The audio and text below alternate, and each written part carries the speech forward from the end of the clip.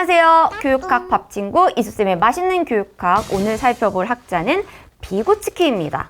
그럼 비고츠키를 왜 알아야 하느냐? 비고츠키는 교육 심리와 그리고 교수 학습 측면에서 구성주의에서 굉장히 중요한 인물이기 때문입니다. 그래서 교육 심리에서는 우리가 인지발달 이론에서 비고츠키를 보게 됩니다. 인지발달 이론에 양대 산맥 두 인물이 있죠.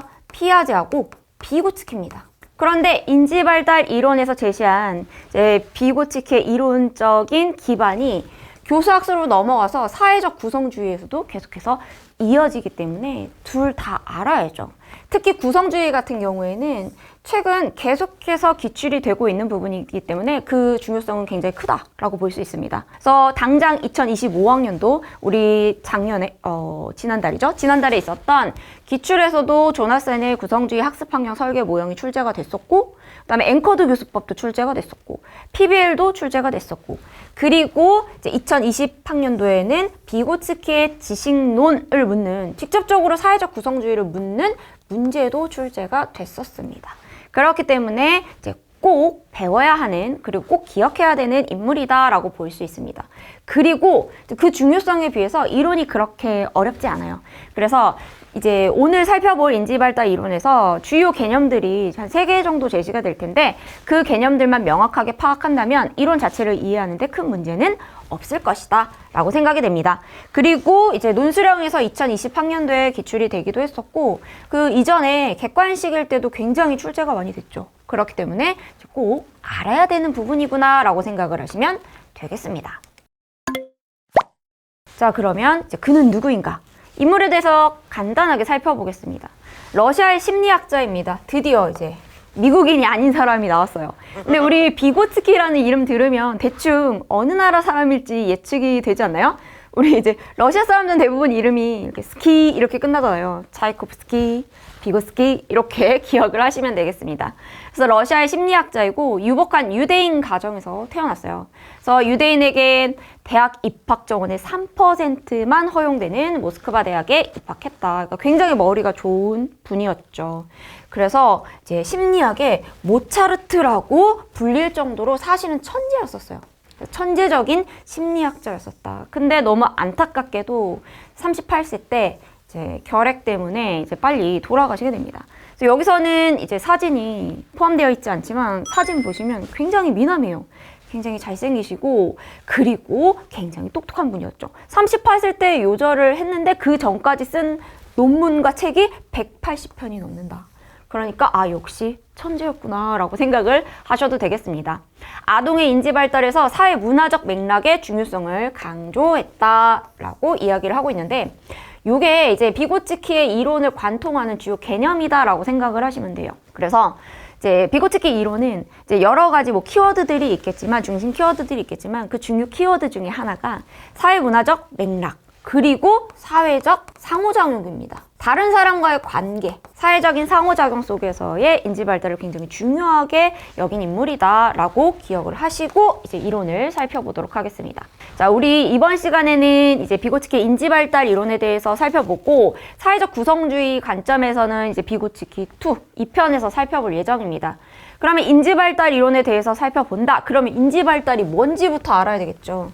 인지발달, 인지가 뭔가요? 되게 많이 듣는데 이렇게 딱 와닿지는 않죠. 인지는 사고라고 생각하시면 돼요. 인지라는 거는 우리의 정신 과정을 의미합니다. 정신 과정. 정보가 이제 들어오죠? 그럼 정보를 받아들이고, 정보를 처리하고, 정보를 저장하고, 인출하고, 이런 모든 사고의 과정들이 인지 과정에 해당이 됩니다. 정보처리 이론, 우리 미리 공부하신 선생님들은 정보처리 이론이 그래서 인지주의 학습 이론이잖아요. 그래서 인지라는 거는 잘 와닿지 않는다 그러면은 사고구나 라고 생각을 하시면 돼요. 그러면 사람이 성장함에 따라 점점 발달하잖아요. 그럼 무엇에 의해서, 어떤 영향에 의해서 어떻게 인간의 사고가 점점 발달해 가는가에 관련된 이론이 인지발달 이론이다 라고 보시면 되겠습니다. 근데 우리 앞에서 인지발달 이론의 대표적인 인물은 둘이 있어요 라고 얘기했잖아요. 피아제가 있고 비고츠키가 있어요. 그래서 우리는 이번 특강에서는 비고츠키에 대해서만 살펴볼 건데, 둘 다 이제 인간의 사고가 발달하는 과정에 대해 설명을 했는데, 어떤 방식으로 사고가 발달하는지 보는 관점이 다른 거죠, 학자마다. 그래서 이제 이번 시간에는 비고치키의 관점을 좀 살펴보도록 하겠습니다. 자, 기본 주장을 보면 인지 발달은 사회 관계 속에서 이루어진다라고 얘기하고 있어요. 앞에서도 이제 사회 문화적 맥락이 되게 중요하다라고 얘기했었잖아요. 사회 관계가 중요하다. 그리고 또 나왔죠. 사회적 상호작용이 학습 및 발달에 중요한 영향을 미친다라고 이야기하고 있습니다. 그래서 이제 비고치키 이론에서는 크게 이제 가장 기초적인 부분, 이제 가장 핵심적인 부분을 살펴본다라고 하면은 일단 이 세 가지 개념들을 좀 기억할 필요가 있습니다. 그 첫 번째가 근접 발달 영역이에요. 근접 발달 영역이라는 개념을 명확하게 이해를 하고 있어야 됩니다. 비고치키는 발달 수준을 실제적 발달 수준과 잠재적 발달 수준으로 구분을 했어요. 그럼 실제적 발달 수준이라는 건 뭐냐면 주위의 도움 없이 스스로 해결할 수 있는 수준이에요.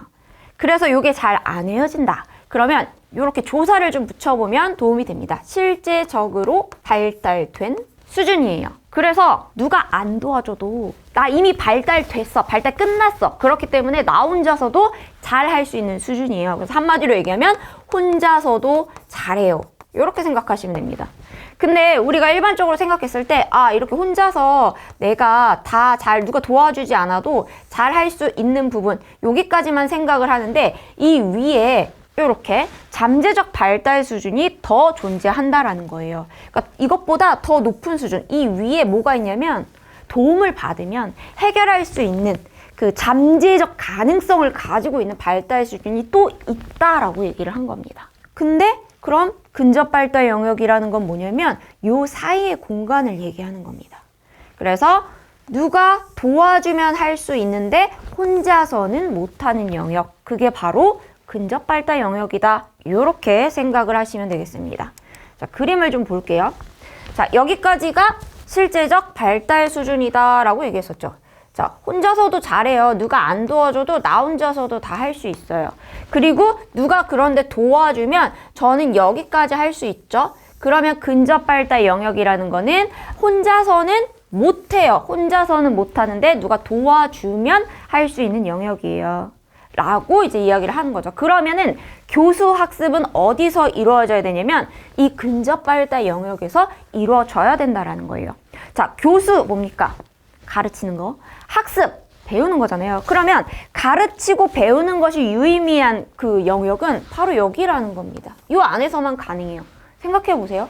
자, 실제적 발달 수준. 여기 뭐라 그랬어요? 혼자서도 잘해요 라고 했죠. 혼자서 이미 잘하는데 뭘 가르쳐줘요? 가르쳐줘 봤자 학습이 일어나지 않겠죠. 의미가 없어요. 그럼 이 윗부분에는 또 뭐가 있냐면 미발달된 영역이 있어요. 미발달. 아직 발달이 이루어지지 않았어요. 그러면 여기는 어때요? 도와줘도 못해요.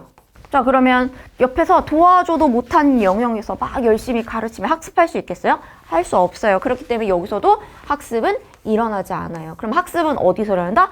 혼자서는 못하는데 누가 도와주면 할 수 있어. 여기서 학습이 일어나는 거예요. 그쵸? 내가 혼자서는 못하는데 도와줬어. 그럼 점점 할 수 있게 되겠죠? 그래서 이제 교수학습의 이제 활동은 근접발달 영역에 주안점을 둬야 되고, 그래서 비고치키의 주요 개념 중에 하나가 근접발달 영역이다라는 겁니다. 그래서 요 옆으로 와서 이 그림들을 좀 보면 좀 더 잘 이해가 되실 거예요. 자, 실질적 발달 수준 있죠? 이제 혼자서도 잘해요. 안 도와줘도 잘하는 영역이에요. 근데 그 위에 누구나 이제 도와주면 할 수 있는 영역들이 있죠. 근데 이건 사람마다 달라요. 그렇죠? 2명의 학생이 있어요. 근데 실제적으로 할 수 있는 능력은 똑같아. 그러니까 예를 들면 둘 다 덧셈 뺄셈은 잘해 지금. 근데 곱셈 나눗셈 못해요. 근데 A라는 학생은 옆에서 곱셈 나눗셈 좀 도와주면 할 수 있어. 근데 이 학생은 도와줘도 못해. 사람마다 근접발달 영역은 다 차이가 있는 거예요. 그래서 누군가가 도와주면 할 수 있는 영역이 있죠. 그러면 어떻게 해줘야 돼요? 도와줘야죠. 도와주면 어떻게 돼요? 할 수 있게 되죠. 그럼 시간이 지나면 어떻게 돼요? 도와주지 않아도 점점 혼자서 할 수 있게 되죠. 그럼 그게 뭘로 바뀐다? 그게 실제적 영역으로 이렇게 바뀌는 겁니다. 그럼 어떻게 돼요? 혼자서도 잘해요. 그쵸? 그럼 그 위로 또 뭐가 생겨요? 누가 도와주면 할 수 있는 영역이 또 생기는 거예요. 그죠? 그럼 또 도와줬어. 그럼 어떻게 돼요? 나중에는 안 도와줘도 또 혼자서도 잘하는 영역이 생기죠. 그러면 그 위로 또 잠재적 발달 영역이 또 생기잖아요. 근접 발달 영역이 또 있죠. 누가 도와주면 또 할 수 있어. 혼자서는 못하는데. 이렇게 점점 실제적 발달 수준이 넓어져 가죠. 그럼 우리는 이걸 뭐라고 얘기하는 거예요? 이게 뭐예요? 인지 발달입니다. 자, 어떻게 돼요? 사고가 점점 발달하고 있잖아요. 전에는 못했었는데 할 수 있게 됐어. 전에 못했었는데 할 수 있게 됐어. 나의 사고가 점점 발달하고 있어. 그래서 이렇게 인지 발달을 비고치키는 설명하고 있다라는 겁니다. 자, 그러면 이제 근접 발달 영역에 대해서 알았어요. 그럼 근접 발달 영역 어떻게 얘기할 수 있다? 혼자서는 할 수 없지만 누군가가 도와주면 할 수 있는 영역이다라고 얘기했었죠. 그러면 그때 누가 도와주면 할 수 있으면 도와줘야겠죠. 그 도움이 뭐다? 그게 바로 비계입니다. 혼자서는 해결할 수 없는 과제를 해결할 수 있게 도와주는 거. 이걸 우리는 비계 설정, 비계 제공, 발판화, 스캐폴딩 이렇게 이야기합니다. 다 같은 말이에요. 그런데 비계를 제공하고 비계를 설정할 때는 유의해야 할 사항이 두 가지가 있어요. 첫 번째는 뭐냐면 주로 교사가 제공하는 또는 성인이 제공하는 도움이잖아요. 그러면은 도움을 줄 때는 어디에서 제공해야 된다? 근접 발달 영역에서 제공해야 된다라는 거예요. 이게 첫 번째 주의 사항입니다. 왜? 근접 발달 영역 위로 미발달 영역에서는 도와줘도 못하니까. 실제적 발달 수준에서는 안 도와줘도 잘하니까. 그 다음에 두 번째는 뭐냐면 학습이 향상됨에 따라서 도움을 점점 줄여나가야 된다라는 겁니다. 처음에는 못했어요. 도와줬겠죠. 그럼 도와주다 보면 점점 혼자서 할 수 있게 되잖아요. 그럼 어떻게 돼요? 점점 도움을 줄여나가야 된다는 겁니다. 그거 좀 떠올리시면 좋을 것 같아요. 우리 자전거 탈 때 있잖아요. 자전거 배울 때. 두발 자전거 배울 때 처음에는 두 발로 달릴 수가 없잖아요. 두발 자전거로. 그러면 주변에서 가족이든 형제든 친구든 그래서 이렇게 도와주잖아요. 저는 처음에 자전거를 배울 때 제 친구가 가르쳐 줬거든요. 처음에는 두발 자전거를 타면 막 삐뚤빼뚤 넘어지니까 친구가 잡아줬어요. 그럼 이제 잡아주면 가는 거예요. 근데 시간이 지나서 하루 이틀 이렇게 연습을 하다 보면 나중에는 점점 이제 조금씩 갈 수 있게 되죠. 그러면은 이제 친구가 그렇게 얘기를 해요. 내가 잡아줄 테니까 계속 한번 가봐. 뒤돌아보지 말고 내가 계속 잡고 있을 테니까. 그러면 알았어. 그러고 이제 가요. 근데 뭔가 이상해. 야, 잡고 있지? 야, 잡고 있지? 안 났지? 계속 확인한단 말이에요. 그러면 잡고 있어 라고 얘기하는데 목소리가 점점 멀어져. 뒤돌아보면 놓고 있는 거예요. 근데 어느새 나는 혼자 달리고 있죠. 그게 뭐예요? 비계입니다. 점점 도움을 줄여나가서 혼자서 할 수 있게 해줘야 되겠죠. 그러면은 뭔가 도움을 줘야 된다라는 건 알겠는데 구체적으로 어떻게 도움을 줄 수 있죠? 라고 했을 때 학습에서는 이런 방법들이 구체적으로 비계 제공의 방법이 될 수 있다라는 겁니다. 첫 번째는 혼자서는 못하는데 도와주면 할 수 있다면서요. 그럼 그 도움의 종류를 얘기하는 거죠. 시범을 보여주는 거예요. 먼저 이렇게 해봐 라고 알려줄 수도 있고 다른 모델을 제공해 줄 수도 있고 했는데 틀렸어요. 잘못하고 있어요. 그러면 아니 이렇게 해야지 라고 알려줄 수도 있죠. 동기를 유발해 줄 수도 있어요. 나 못할 것 같아. 나 안 탈래 라고 할 때 아니야 너 할 수 있어. 아니야 다시 한번 해보자. 이런 것들도 도움이 될 수 있죠. 그리고 제일 중요한 거 피드백. 내가 너 하는 걸 봤더니 이런 부분들이 조금 잘못된 것 같아. 이렇게 개선하면 좋을 것 같아. 혹은 지금 잘하고 있어. 이렇게 하면 될 것 같아. 이런 피드백을 준다던가 아니면은 이런 순서로 해야지 절차를 알려준다거나 아니면은 너는 이런 부분에서 어떻게 생각해? 라는 질문을 한다던가 이런 것들이 이제 비계의 구체적인 방법이 될 수 있다라는 겁니다. 그래서 원래 이 비계라는 거는 이제 공사장에서 새로운 건물 같은 거 짓잖아요. 그럴 때 이제 유심히 지나가다가 보면은 이제 공사장에 막 철근 같은 거랑 나무 판때기 같은 거랑 막 이렇게 세워놓잖아요.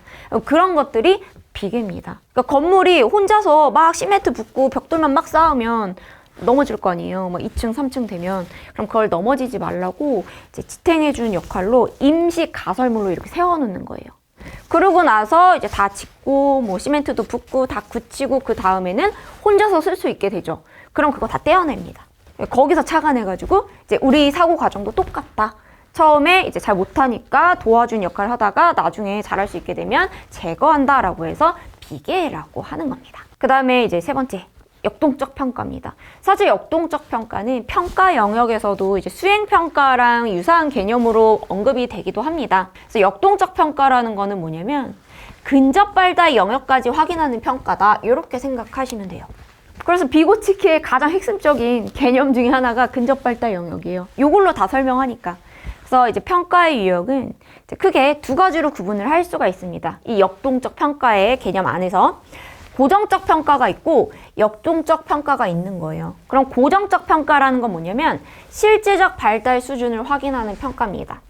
학교에서 이뤄지는 대부분의 평가는 고정적 평가죠. 바꿔서 얘기하면 뭐예요? 누가 안 도와줘도 혼자서 어느 정도까지 할 수 있는지를 평가하는 게 고정적 평가예요. 우리 일반적으로 시험 볼 때 다 그렇잖아요. 선생님이 옆에서 뭐 힌트 준다거나 내가 이렇게 도와줄게 해볼래? 뭐 이런 거 없잖아요. 그냥 도움 없이 너가 혼자서 어디까지 할 수 있는 거를 평가하잖아요. 그게 고정적 평가예요. 그런데 역동적 평가는 뭐냐면 내가 혼자서도 할 수 있는 영역뿐만 아니라 플러스로 도와주면 얘가 어디까지 할 수 있을까? 이 아이의 잠재 가능성은 얼마만큼인가? 잠재 가능성까지 평가를 하는 거예요. 얘가 도와주면 어디까지 할 수 있을까? 이것까지 평가하는 게 역동적 평가입니다. 그래서 무엇을 얼마나 학습했는가는 물론이고 앞으로 무엇을 어느 정도 학습할 수 있는가를 확인하는 평가다라고 생각하시면 되겠습니다. 그래서 여기까지 평가한다면서요. 그럼 이게 근접 발달 영역이잖아요. 혼자서는 못하는데 도와주면 할 수 있어요. 그러면은 역동적 평가에서는 뭐가 필요해요? 도움이 필요하죠. 도와주면 할 수 있으니까 도와줘 보는 거예요. 얘가 도와주면 어디까지 할 수 있지? 그럼 그 도움에는 어떤 게 있을까요? 우리 앞에서 봤었던 피게 떠올리시면 돼요. 그래서 평가에서는 구체적으로 이런 것들이 이제 제공된 도움이다라고 볼 수 있겠죠. 문제를 푸는데 봤더니 평가 과제가 너무 어려운 것 같다, 수준이. 그러면은 요렇게 조금 쉽게 바꿔주면 할 수 있을까?까지 보는 거예요. 그리고 이제 학생의 수행에 대해서, 학생이 한 그 산출물에 대해서 이렇게 피드백을 주면 좀 더 교정에서 더 나아질 수 있을까? 피드백도 제공해주고 자기 점검 기능을 활용할 수 있도록 다시 내가 한 것들에 대해서 다시 확인할 수 있도록 도와주고 어떻게 해야 문제를 잘 해결할 수 있는지 그런 전략들을 가르쳐줘 보는 거예요. 그럼 앞에서도 얘기했지만 그렇게 해도 못하는 학생이 있고 그렇게 하면 더 잘할 수 있는 학생이 있잖아요. 그러면 똑같이 A라는 학생과 B라는 학생이 있는데 둘 다 실제적인 발달 수준이 같은 거예요. 똑같아요. 이렇게. 근데 A라는 학생은 옆에서 좀 도와줬더니 해요. 옆에서 막 힌트도 주고 뭐 피드백도 주고 평가 과제도 좀 바꿔줬더니 하네? 근데 얘는 도와줘도 못해. 그러면은 실제적인 발달 수준 똑같지만 누가 더 좋은 평가를 받겠어요? 이 학생이 잠재 능력이 더 뛰어나구나 라고 평가를 한다라는 겁니다. 그래서 역동적 평가에서는 또 힌트 활용 능력을 중요하게 생각해요. 힌트를 주는 거죠. 그래서 오답을 똑같이 했더라도 힌트를 주면 풀 수 있는 학생과 힌트를 줘도 못 푸는 학생은 이제 다르다. 그래서 이렇게 A 학생이 좀 더 잠재력이 높다라고 해석할 수 있다라는 겁니다. 다 배웠어요. 그래서 비고치케 인지발달 이론에서는 요 세 가지 개념들 기억하시면 되겠습니다. 그럼 한번 정리를 해볼게요. 파이나가 아니고 비고치키죠. 오타가 조금 있었어요. 여기도 없어요. 어제 밤을 새서 자료를 만들다 보니까 약간의 오타가 있습니다. 자, 그럼 내용 정리할게요. 자, 이번 시간에 내가 임용을 처음 공부해요. 그래서 기본이 하나도 없어요. 그래서 아는 내용이 하나도 없는데 이 특강부터 본 거예요. 라고 하더라도 오늘 뭐까지는 알고 가야 되냐면요. 개념 정도는 이해하고 가셔야 돼요. 그냥 그것만 가져가도 오늘의 특강은 성공적이다 라고 생각할 수 있습니다. 자, 그럼 근접 발달 영역 뭐라고 그랬었죠? 이렇게 설명할 수 있어요. 혼자서는 할 수 왜 이렇게 썼지? 없지만 도와주면 할 수 있는 영역이라고 볼 수 있겠습니다. 그러니까 혼자서는 못하는데 누군가가 도와주면 할 수 있는 영역입니다. 그러면은 그때 누군가가 도와줘야 되죠. 그 도움이 뭐다? 비기에, 발판화, 스캐폴딩이다. 그럼 독자적으로 해결할 수 없는 과제를 해결할 수 있게 제공되는 도움, 이렇게 생각하시면 돼요. 그래서 이거는 한 단어로 정리한다. 그러면 도움, 이렇게 정리하실 수 있겠죠. 그 다음에 역동적 평가는 뭐까지 평가한다? 근접 발달 영역까지 포함해서. 바꿔서 얘기하면 뭐예요? 잠재 가능성. 바꿔서 얘기하면요. 도와주면 어디까지 할 수 있는가? 요걸 평가하는 거예요. 그래서 이렇게 세 가지 개념은 좀 이해하셔야 되겠습니다. 자, 이렇게 해서 이스름의 맛있는 교육학 비고치기 첫 번째 챕터가 끝났습니다. 그래서 인지발달 이론 내용을 알고 계셔야지 이어서 나오는 이제 사회적 구성주의 내용도 충분히 파악할 수 있으니까 혹시 좀 잘 이해가 안 되거나 좀 다 외우지 못했다 이런 개념들은 다시 충분히 복습하시면서 완전히 이 시간에 내 것으로 가져갈 수 있도록 하셔야겠습니다. 자, 그러면 질문 있으시면 카페로 질문 주시고요. 오늘 특강 여기서 마치고 비고치기 두 번째 시간으로 다시 찾아오도록 하겠습니다. 수고하셨습니다.